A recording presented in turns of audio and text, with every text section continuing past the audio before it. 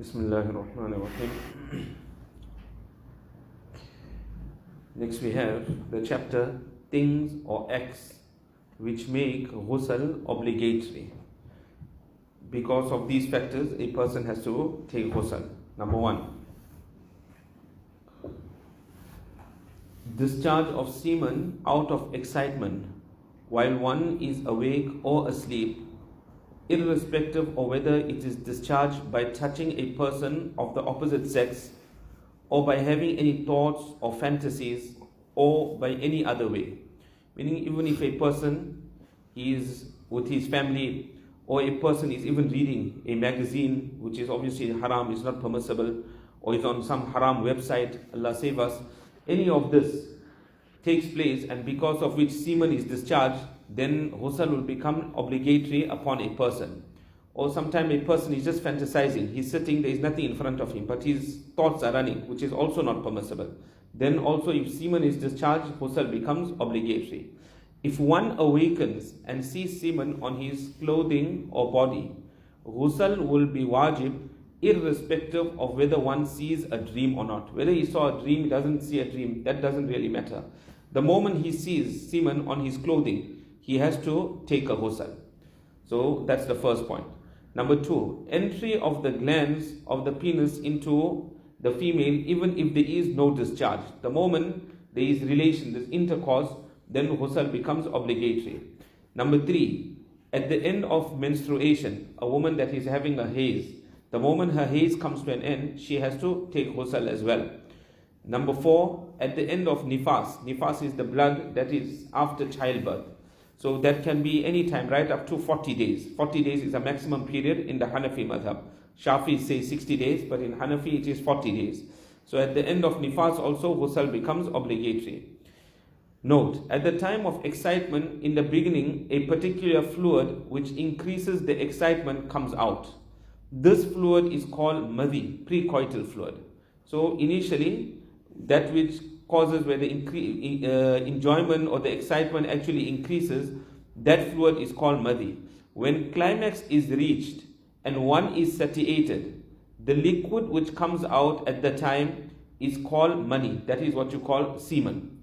Now that which distinguishes between the two is that when semen comes out, one becomes satisfied and his passion is cool, while the coming out of madhi does not decrease the excitement but increases it. Right? So that is how you will be able to differentiate between what is semen and what is madhi. So madhi doesn't break the ghusl of a person. There wudu breaks. But in semen, which is mani, there a person has to take ghusl. Further, madhi is thin, while semen is thick. The discharge of madhi does not make ghusl obligatory, however, wuzu breaks. Number 2, while sleeping, one has a wet dream and even experiences some excitement. However, on awakening, one notices that no semen was discharged, so everything is dry. Ghusl will therefore not be obligatory. So when a person, he wakes up and there is nothing, even though he had a dream, then there is no ghusl. And on the other side, he didn't have a dream, but when he woke up, he found wetness, then a person has to take ghusl. However, if semen was discharged, ghusl will be obligatory. If there is any wetness on the clothing or body, but one is in doubt if it is madhi or it is semen, right, which is the second category where only madhi is, where only wudu becomes obligatory. So a person is in doubt that is this madhi or is this semen, which makes ghusl obligatory. Then too, ghusl will be obligatory. Here we have to be a little more cautious. Therefore, fuqaha say, no, you must go and take a ghusl because you are uncertain which one has come out. So go and take ghusl. Number 3, a little semen comes out and one therefore had a bath. After bathing, more semen comes out. It will be obligatory to bath again. The person, for example, he was married, he had relations with his wife, and thereafter he goes and he removes the semen and he takes ghusl. But after ghusl, there was still some remaining and it came out later on. So then ghusl becomes obligatory again. However, if a person, he went to relieve himself, after relations he relieved himself, and then he took a ghusl, and then something came out, then he doesn't have to repeat the ghusl. Or a person, he took 40 steps, he walked 40 steps, or he went to sleep, and after sleeping, then he woke up. Right? He woke up after sleeping. So in that case, after ghusl, if anything comes out, then ghusl will not be obligatory again. But if a person didn't take the 40 steps, or a person he didn't go to sleep, or a person he didn't go and relieve himself, then in these three instances, a person will have to repeat the ghusl all over again. Number 4, if due to some sickness or some other reason, semen comes out on its own accord, and there was no excitement or desire, then ghusl will not be obligatory, but wudu will break. This is because it was out of some illness or some other reason. It was not because of desire. Then the ghusl of a person will not break.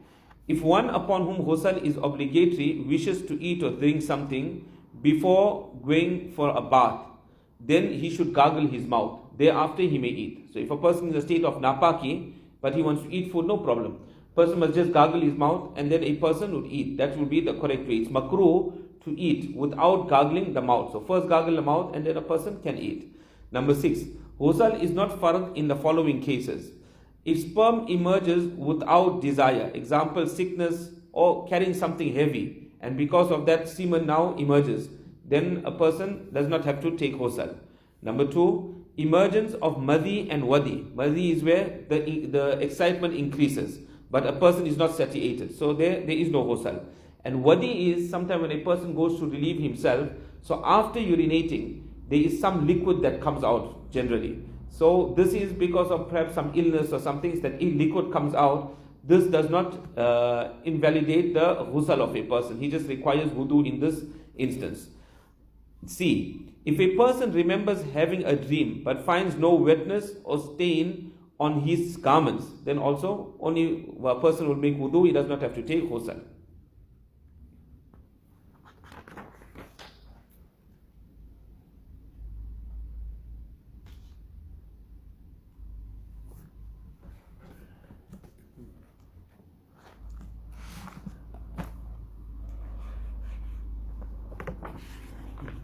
Carry on with continuing with the Masaa'il of Salaah.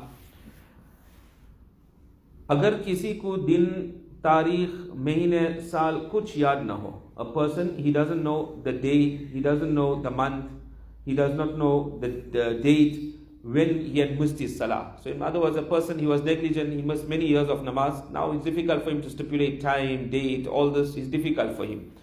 तो यूँ नियत करे कि फजर की नमाज जितनी मेरे ज़िम्मे क़ज़ा है, इनमें जो सबसे अव्वल है इसकी क़ज़ा पढ़ती हूँ. Then a person should make niyat that all the fajr namazes that are obligatory upon me, whichever was the first fajr namaz, I'm making that. Or I said yesterday also, you can say the last one, either the last one or the first one. Then he doesn't have to say the date, the day, all this he doesn't have to say. Just say the last fajr namaz that I missed, or the first fajr namaz that I missed, I am now making qaza of that namaz.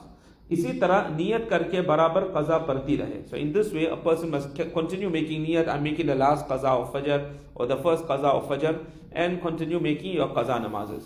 जब दिल गवाही दे दे कि अब सब नमाजें जितनी जाती रही थी सब की qaza पढ़ चुकी. Now, when the heart of a person, it gives evidence that the namazes that I have missed, all these namazes, qaza has been made. I've finished all the qazas now. For example, he read for 5 years, and after 5 years his heart at ease. Right now, whatever qaza I missed in my life, all that is finished.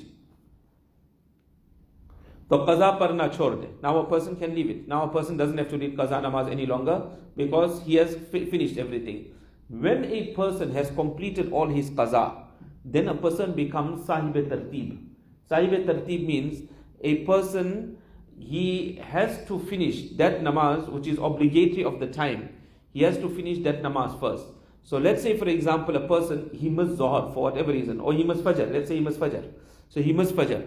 Now he came Zohar time to the masjid. He wants to read Zohar. He can't read Zohar because he's sahib tartib. He hasn't missed any namazes in his life. All his namazes are covered. So he has to read Fajr namaz first. Then only it becomes permissible for him to read Zohar namaz. So that is what you call sahib tartib. So any person that had qaza in his life, and he completed all the qazas in his life, now he's got no more qaza left in his life, then that person, he becomes sahib tartib.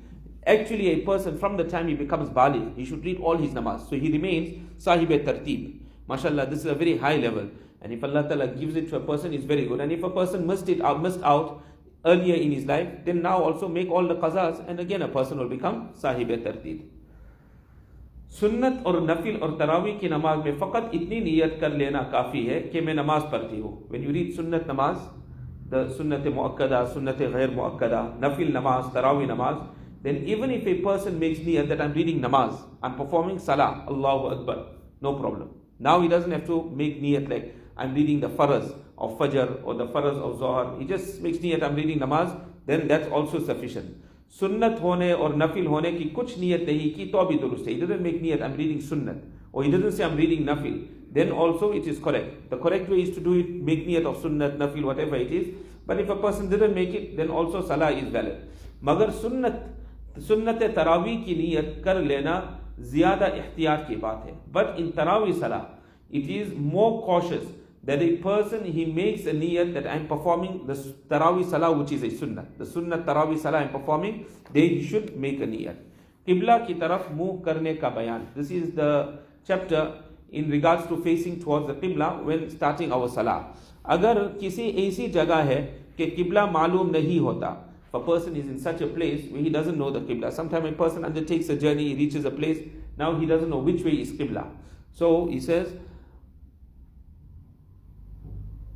होता किधर है, और न वहां कोई ऐसा आदमी है जिससे पूछ सके, and there is no one else. Normally you are supposed to find out if somebody is there which way is the Qibla, but there is no one there that you can ask him which is the direction of the Qibla. तो अपने दिल में सोचे, जिधर दिल गवाही दे उसकी तरफ पर लेवे. Then a person should think in his heart. This is what you call tahari, exercising the mind. So a person thinks in the heart, now which way could be the Qibla. I can see, for example, the sun rises here in the east, the sun is in the west. So now it's early morning, so it is rising from this side. So now maybe north is that way. So a person says, okay, this way is the Qibla, and he performs his Salah. So a person can exercise his mind and perform his Salah in this way. Agar be soche par levegi, to namaz na hogi. If a person without thinking, just without thinking, he doesn't know the direction also, he just read his namaz. So in this case, the Salah of a person, if his direction is wrong, his namaz hasn't taken place. Why you didn't exercise your mind? You're supposed to exercise your mind first to try and see what is the direction of the Qibla. But today you get the compass and the watches that have the compass also. So a person can use that. Or many places I see they have the sticker. So they indicate. But say for example a person is on the road and now namaz time is running out. He has to stop somewhere at the garage or somewhere and there's no musalla there, more Muslim people. Then a person should exercise his mind. लेकिन अगर बाद में मालूम हो जावे कि ठीक किबला ही के तरफ पर ही है तो नमाज हो जाएगी. If a person didn't exercise his mind, and let's say a person read namaz and he read in the right direction, and after that he found that no, it was the correct direction, so namaz is done because he had performed in the right direction. But if he read in the wrong direction, his namaz is not done because he didn't exercise the mind. But if you exercise your mind and a person read his full namaz, so the qibla is, let's say the qibla is this way, and a person, he exercised his mind told him qibla is that way, he read his namaz that way. When he finished his namaz, some people came, they said, hey bhai, you read your namaz in the wrong way, supposed to read this way. Still his namaz is valid. Why? He exercised his mind. So there is a difference between the two. अगर वहां आदमी तो मौजूद है लेकिन पर्दा और शर्म के मारे पूछा नहीं, इसी तरह नमाज पढ़ ली तो नमाज नहीं हुई. If there was a person that was there, another Muslim person that was present, but you feeling shy now to ask that person, so you didn't ask him and you read namaz, तो namaz nahi hui. The namaz of a person didn't take place because you're supposed to ask. This is not an occasion to feel shy. This is a masla of deen. So you're supposed to go and ask the person by which is the direction of the qibla and then perform salah. ऐसे वक्त ऐसी शर्म नहीं करना चाहिए. At such a time a person shouldn't feel shy, बल्कि पूछ कर नमाज पढ़े, ask and then perform salah. Similarly, Masaa'il of deen. Sometimes people phone, they say, you know what, I gave my wife 3 talaqs. Now they say, but I didn't know the masla. I thought like in one sitting, if you give 3 talaqs, it's counted as one. No excuse. Because in this day and age, there are so many ulama that are present. There are so many books that are present. There are so many websites that are available. If you didn't know the masla, you can't blame anyone else. A person has to blame himself. So a person has to find out these masail, otherwise it is no excuse. Agar koi batlane wala na mila, if a person didn't find somebody to show him the direction of the qibla, or dil ki gawahi par namaz par li, so he exercised his mind and he read his namaz. फिर मालूम हुआ कि जिधर नमाज पढ़ी इधर किबला नहीं है. Now after namaz he realized the direction in which I read namaz, that was not the qibla. So he's supposed to have been reading this way, but he read in that particular direction. तो भी namaz हो गई. Then in this case namaz is done, because number one, there was no one there. Number two, you exercised your mind and then you read it in the wrong direction. Then you found out that it's the wrong direction. No problem. Now your namaz is done, even if it is in the other way, in the opposite direction. Quran says, فَأَيْنَمَا تُوَلُّوا فَثَمَّ وَجْهُ اللَّهِ. Whichever way you turn, you will face Allah tabaraka wa ta'ala. So in such an instance, namaz is done. अगर बेरुख नमाज पढ़ती थी, फिर नमाज ही में मालूम हो गया कि किबला इधर नहीं है. A person was reading namaz. He exercised his mind and his mind said, right, qibla is this way. So he started his salah in the opposite direction. Now once he was in namaz, maybe somebody else came and they read namaz in this direction.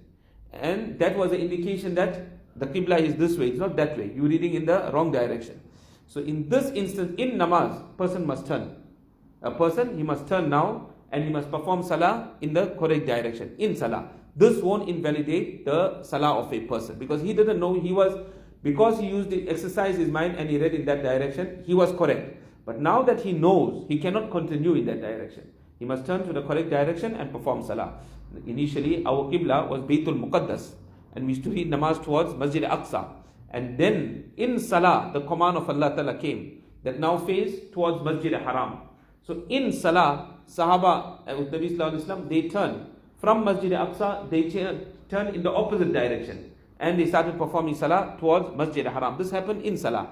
That is why up to now that masjid is still there. It's called Masjid al-Qiblatain. The masjid that has two qiblas. It has two mihrab. One in the front, one in the back. They were reading in that direction. And in namaz, the command of Allah Ta'ala came that now turn this way. So they turn and they face the opposite direction, facing Masjid Haram. बल्कि फुलानी तरफ है तो नमाज ही में किबला की तरफ गुम जावे. जी सेम थिंग आई एक्सप्लेन. अब मालूम होने के बाद अगर किबला की तरफ न फेरेगी तो नमाज न होगी. If a person was reading namaz in the wrong direction, he was reading in this direction, he exercised his mind because he didn't know the qibla and he was reading in the opposite direction.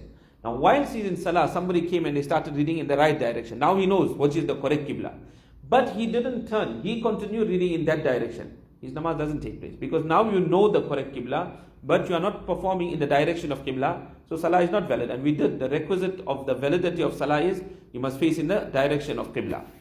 अगर कोई काबा शरीफ के अंदर नमाज पढ़े तो ये भी जायज़ है. If a person reads salah in the Kaaba Sharif, sometimes the king comes nowadays, now king or prince or whoever it is, and previously the kings used to come. They used to open the Kaaba Sharif, the doors, and they used to put a ladder there, a stairway actually, and they used to climb up and they go inside the Kaaba Sharif and they used to perform salah. So performing salah inside the Kaaba Sharif is also correct. So now which direction do you face inside the Kaaba Sharif? When you inside the Kaaba Sharif, any direction. You can perform in any north, south, east, west. You perform salah, the salah of a person is valid. और इसके अंदर नमाज पढ़ने वाले को इख्तियार है, that in the Kaaba Sharif the namazi has a choice. जिधर चाहे मुंह करके नमाज पढ़े. Whichever way you want to perform salah in the Kaaba Sharif, you can perform all four directions. Kaaba Sharif के अंदर फर्ज नमाज भी दुरुस्त है और नफिल भी दुरुस्त है. Person who wants to read फर्ज नमाज also in the Kaaba, then you can read faraz also, and if a person wants to read nafil, then he can read nafil namaz also in the Kaaba Sharif. Both are correct. Initially, the Kaaba Sharif was such that it was at ground level. It was at ground level, and anybody could enter the Kaaba Sharif. But there's a long history behind this whole thing. Thereafter, they raised the platform of the Kaaba, the entrance of the Kaaba Sharif. They made it higher, that only certain people must be able to go inside the Kaaba Sharif and perform salah. Otherwise, it was at ground level. Obviously, certain people had the keys of the Kaaba Sharif. That's why Nabi Sallallahu Alaihi Wasallam, when the conquest of Makkah took place, then Nabi Alayhi Salatu Wasallam wanted to read salah in the Kaaba Sharif. But one person had the key, Usman bin Talha radiallahu ta'ala. He wasn't a Muslim before. And he refused Nabi Sallallahu Alaihi Wasallam previously to perform salah in the Kaaba Sharif. But when the conquest of Makkah took place, Nabi Sallallahu Alaihi Wasallam to ask him for the keys, and according to one narration, he ran away. So Sahaba caught him. They caught him, and one narration comes, he went on top of the Kaaba Sharif. So Sahaba caught him, they took the key out of him, and then they gave it to Nabi Sallallahu Alaihi Wasallam. So Nabi Sallallahu Alaihi Wasallam went inside and he performed his salah. Then when he came out of the Kaaba Sharif, Sahaba were desirous that this key must be given to us. It's such an honor to have the key of the Kaaba Sharif. So they wanted the key. So when he came out of the Kaaba Sharif, Nabi Sallallahu Alaihi Wasallam was reading the verse, Inna Allah ya'murukum an tu'addul amanati ila ahliha. Allah commands you that the amanat that you have, the trust that you have, give it back to its owner. So this family, he had the key of the Kaaba Sharif, give the key back to him. So he gave him back the key. And perhaps this key is in that same family right up to today. He accepted Islam thereafter, but the key is perhaps in this family right up to this day.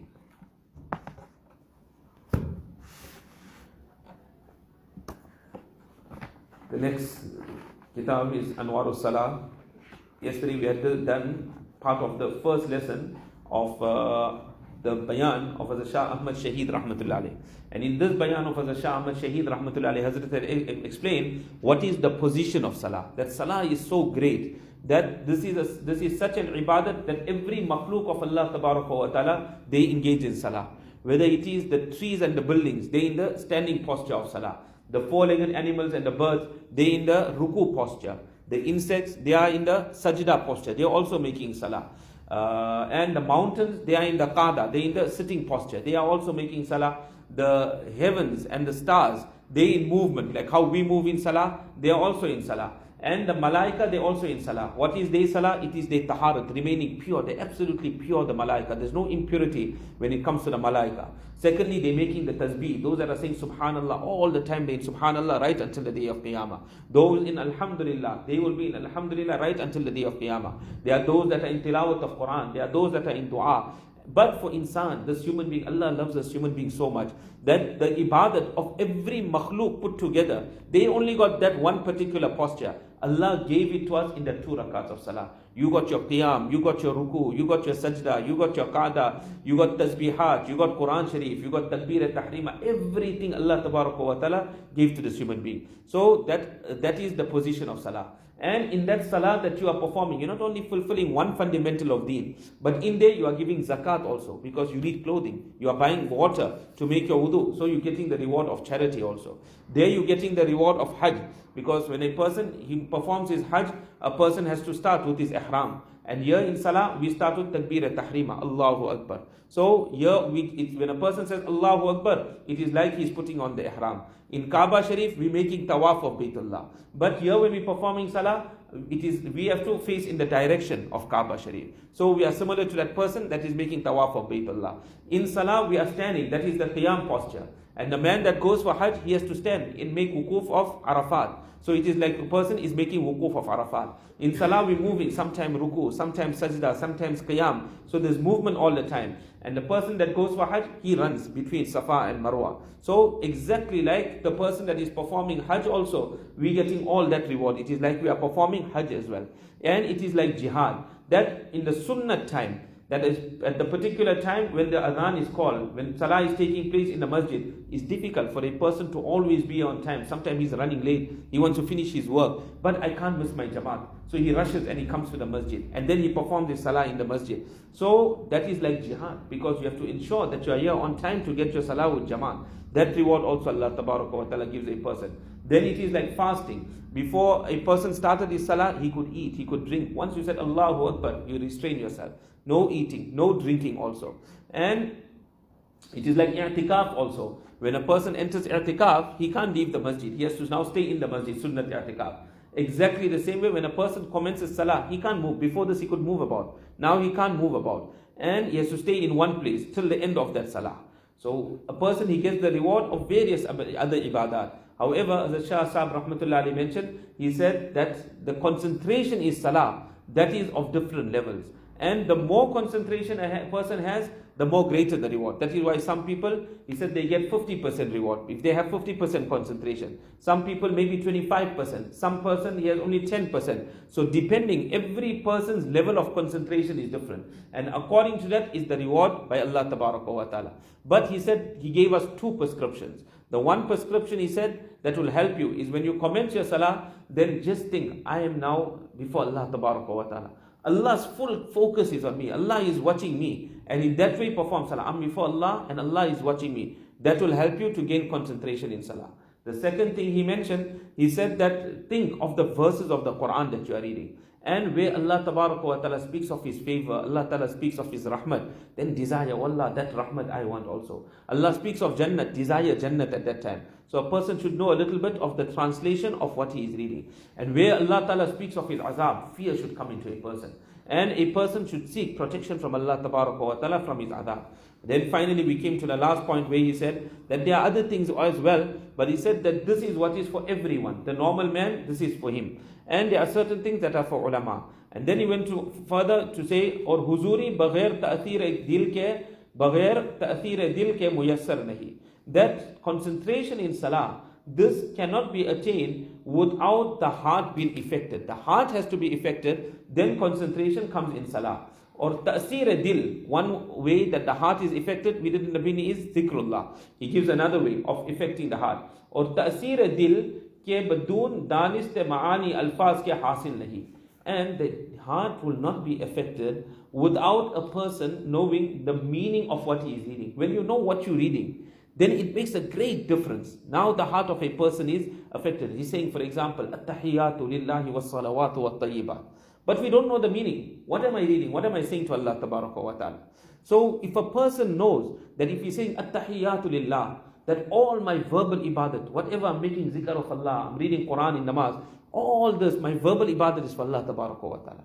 Was-salawat, my physical ibadat, that this namaz that I'm reading, standing, ruku, sajda, this physical ibadat of mine, this is for Allah Tabaraka wa Ta'ala. Was salawat, my monetary ibadat, whatever money I spend in the path of Allah, all this is for Allah Ta'ala. Now see the difference in your namaz. You are thinking, we are talking to Allah Tabaraka wa Ta'ala. So he says, when a person knows the meaning of these things, then it will have an effect on the heart of a person. इसी वास्ते जो कुछ नमाज में है, माना इसके हिंदी जुबान में मुहावरा के मुवाफिक लिखे है. He said that is why whatever you read in namaz, whether it is Durood Ibrahim that you read, whether it is Dua Qunut that we read in the end, whatever it is, tashahud it is, he said we have written it in the Hindi language. Obviously this kitab was written for India, but for us we will do it in the English language. So he said that is why we wrote it in the Hindi language, so the people can understand what they are reading in namaz. If you understand that, then you see your salah will be of a different level. अक्सर गरीब लोग जो इन मानों से मुतलक बेखबर है, समझ के हुजूर दिल से नमाज गुजारे. He says most people, they don't know the meaning. Most of the people, they don't know the meaning of what they're reading in namaz. They are performing salah, and the salah is done 100% done, no problem with that. You are absolved of your responsibility. But he says that those that don't know the meaning, by knowing the meaning, they will understand and they will gain concentration in the salah. Or बहुत से हलावत पाए, and now you will get a lot of enjoyment in salah. If you understand salah, you know what you are saying, you know what you are doing. Imagine that enjoyment when you are talking to Allah Tabaraka wa Ta'ala. That's a different level of enjoyment altogether. Or ek faida, so that is one benefit and one way of affecting the heart. The other one was zikrullah before. And then he says, or ek faida or hai. He said there's one more benefit. If you know what you are reading, there's one more benefit. Agar mana alfaz ke jane, तो सब बुरे कामों से जिनसे नुकसान ईमान का है बचे. If you know the meaning of what you're reading, you know the meaning of the Quran Sharif, then all the evil actions that are there which cause harm to the iman of a person, you'll be able to stay away from it. Why? Because you know the meaning of Quran Sharif. For example, Allah Ta'ala says those people that eat interest, that consume interest, on the day of Qiyamah they will stand up as though they are insane, they have been touched by shaitan.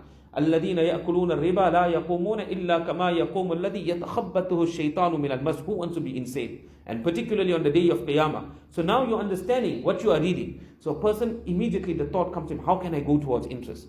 فَإِن لَمْ تَفْعَلُوا فَأْذَنُوا بِحَرْبٍ مِّنَ اللَّهِ وَرَسُولِهِ. Quran is saying that if a person deals in interest, he takes interest, then there's declaration of war from Allah and His Rasul sallallahu alaihi wasallam. Now when a person has war with Allah Ta'ala, how is he going to win? A person can't win in life. He's only going to lose. So immediately he will start staying away from this evil. In the Quran, Allah Ta'ala says, La'natullahi ala dhalimin. A person that oppresses, Allah Tabaraka wa Ta'ala's curse is on him. So now he'll think, how can I oppress somebody? La'natullahi ala al-kadhibin. Allah's curse is on a liar, person that speaks lies.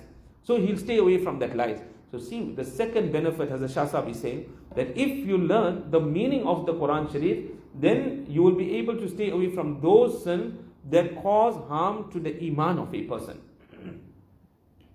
और मालूम करे कि जो इकरार अपने रब के सामने किया है उसी पर कायम रहे. And thirdly, when a person knows the meaning of what he is reading in namaz, then the confession you made before Allah Ta'ala, because in namaz we are making confession to Allah. So the confession that you're making to Allah Ta'ala, you will remain on that confession. For example, in namaz, now we read in every rakat Surah Fatiha. And in every rakat of Surah Fatiha, what we say, Iyaka na'budu wa iyaka nasta'in. Wallah, only you we worship. Only you we seek help from, nobody else. Now when a person is in problem, he says his car is not starting in the morning. So where does our mind go? First, mechanic. First it will go to the mechanic. When in namaz we say, Allah, only you we seek help from. First you should have read the 2 rakat namaz. Then you should give a little bit of sadaqah. Now go to the mechanic. Now try and start, doesn't start. Right, now we make amal on the sunnat, we go and call the mechanic. That is sunnat. A man was sick. First thing what we say, hey, take him to the doctors. Take him to the doctor. And when one doctor failed, second doctor, third doctor. When that failed, now we say, you know what, go to Maulana, get ta'weez. Maulana failed. Now what we say? Now turn to Allah Ta'ala. See how we're working upside down. So in namaz, whatever confession we make into Allah, Allah, we're asking you for help. We'll go first to Allah Ta'ala. We won't go to anyone else. After that, what is the sunnah? No problem. Use the doctor also. Use the Maulana also. No problem. All that is in order. But first is Allah Ta'ala. In namaz, we're reading in Quran Sharif, Hasbi Allah, la ilaha illahu. Alayhi tawakkaltu wa huwa rabbul arshil azim. Allah is sufficient for me. There is no deity except Allah. I put my trust on Him. He is the Rabbul Arshil Azim, of the great Arsh, of the great throne. Allah Ta'ala is the Rabb of that. Now we're saying, I put my trust on Allah. But a person, when he has problem, he's going first to another human being. Hey, can you help me out? I got a problem. I need money. Do we 2 rakats namaz? First ask Allah Ta'ala. And Allah Ta'ala can send from the unseen also. We might not have to ask. Somebody will come and give it to us. One person, he's very active in the Jamaat work. And he says, when they have the ijtimas, we know how big the ijtimas are and what it costs. He says, every day I read my ishraq namaz and I make dua to Allah.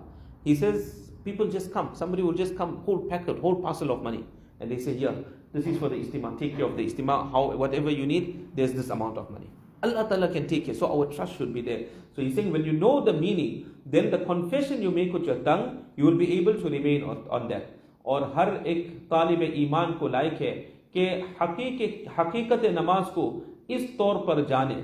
And for every person that is a seeker of iman, that this person should learn the reality of namaz in this way. Understand, when we're going to perform namaz, that what is the reality of namaz? Understand it this way, कि हजरत हक ने मुझको तमाम पैदाइश में बेहतर पैदा करके बड़ी ताकीद से वास्ते हाजिर होने दरबार पांच वक्त इज़्न मुतलक दिया है. That Allah Tabaraka wa Ta'ala created me the best, in the best form from all His creation. From the entire creation, Allah gave me insan, created me in the best form. لَقَدْ خَلَقْنَا الْإِنسَانَ فِي أَحْسَنِ تَقْوِيمٍ. Allah created us in the best form. So Allah Ta'ala created me in the best form. And with great emphasis, Allah Tabaraka wa Ta'ala has given me general permission that 5 times a day come into my court. This is the court of Allah Ta'ala. So Allah Ta'ala's court we're coming in. So 5 times a day Allah Ta'ala is saying, come into my court and present yourself in my court. So think now, when we come in for Salah, that Allah Tabaraka wa Ta'ala made me the best of creation. And a person like me, Allah Tabaraka wa Ta'ala emphasized that you, O my servant, you got general permission that anytime you want, come into my court and present yourself in my court. और मुहताज our के isn't का और ihsan मन किसी दरबान या नकीब का नहीं किया. Allah didn't make me in need to take the permission of somebody to come into the masjid. We didn't have to ask somebody, can I come into the masjid? Neither did Allah Tabaraka wa Ta'ala make us in need of the favor of some guard or some doorkeeper, that the guard said, okay, I'll do you a favor. Like at the president, you want to see the president, how much of red tape you have to go through. Or you have to see some king and how many guards over there. If the guard doesn't open, you can't go inside. You're not allowed inside. So here Allah didn't make it. Allah is the King of Kings. But Allah Ta'ala didn't make it that we needed the permission of somebody to come into the masjid and present ourselves in the court of Allah Ta'ala. General permission. And Allah emphasized, oh my banda, you come. You come 5 times a day into my masjid. You come to my house 5 times a day. How fortunate we are that Allah Ta'ala has blessed us with this.